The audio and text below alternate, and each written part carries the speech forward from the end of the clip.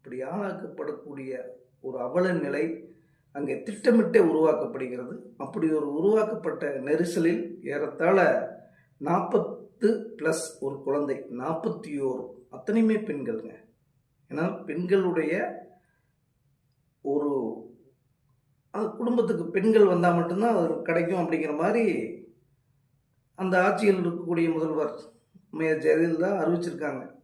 அதை வாங்குவதற்கு, ஏனென்றால் பணமும் கொடுக்குறாங்க, ஒரு மாதத்துக்கான உணவு நிவாரணமும் உணவுப் பொருளும் கொடுக்குறாங்க. இப்படி நடக்கக்கூடிய இந்த விஷயத்தில் நடந்த அந்த நெருக்கடிகளும் அதனுடைய மரணங்களும் அதை அப்படியே இன்னைக்கு பிரதிபலிக்கக்கூடியதாக கரூரில் நடந்திருக்கிறது.